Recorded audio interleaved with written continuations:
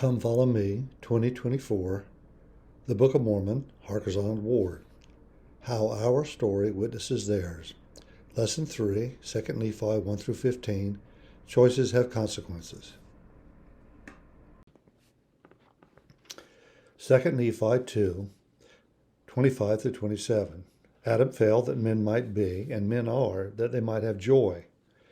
And the Messiah cometh in the fullness of time, that he may redeem the children of men from the fall. Wherefore men are free according to the flesh, and all things are given them which are expedient unto man. And they are free to choose liberty and eternal life through the great mediator of all men, or to choose captivity and death. This is Dorothy Willis Guthrie. Her parents and grandparents lived at Diamond City, and she recalled many stories about the summer revivals. She notes that her grandfather, James Bryant Guthrie, almost always attended the services. He, like many others, dutifully pondered the sermons of each visiting preacher. According to Dorothy's account, each time he would confide to his wife Margaret, "It was a good sermon, but the right one has not yet come." James Guthrie died before the Latter-day Saint missionaries arrived at Diamond City late in 1897. But his prophetic counsel was long remembered by his family. In their eyes, the newly arrived Mormon missionaries were the right ones for whom James Guthrie and many others had patiently waited. This is an aerial photograph of the Harkers Island shoreline taken in the late 1940s or early 1950s. More than 40 years earlier, on the 20th of January, 1898, Elders Telford and Hansen arrived at what would later be called Academy Field at Harkers Island. William Hansen recorded that in addition to the 28 families who lived on the island, they found a large, nice church called Jenny Bell's Academy. The missionaries understandably were delighted to have the opportunity to make use of the real church rather than the schoolrooms, community halls, and street corners to which they were more accustomed. They called it the home of every family on the island, and announced a service to be held in the church that evening. Their meeting was well attended, and they were encouraged at the reception. Before ending the service, they explained to the people how they traveled without purse and without scrip, and that they would appreciate any offer of entertainment.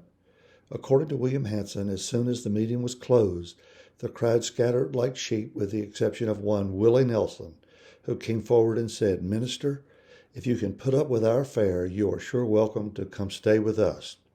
They thanked him and gladly accepted his gracious offer.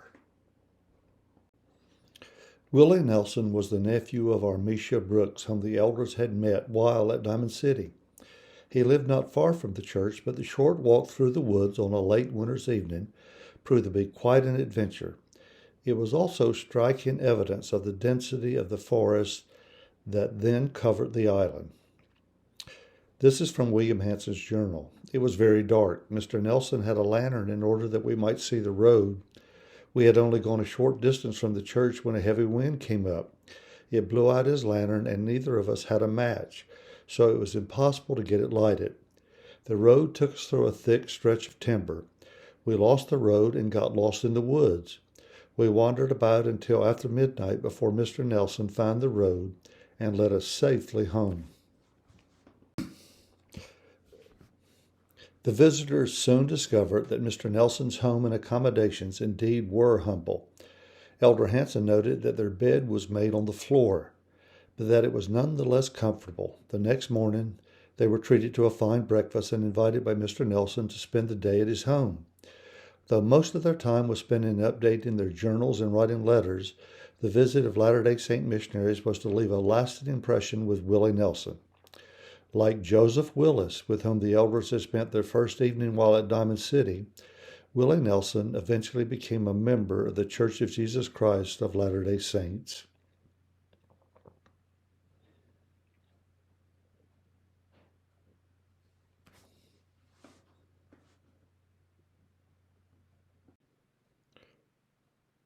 Perhaps even more important was an influence that went beyond the walls of Willie Nelson's own home. His mother, 2 brothers, 2 sisters, and a sister-in-law eventually followed his example in welcoming the elders into their homes and accepting the doctrines the missionaries taught. No other family would be more prominent in the establishment of the Church of Jesus Christ of Latter-day Saints at Harkers Island than were the Nelsons. In fact, most of the native residents of the island who eventually joined with the Latter-day Saints were related in some way to the Nelson family.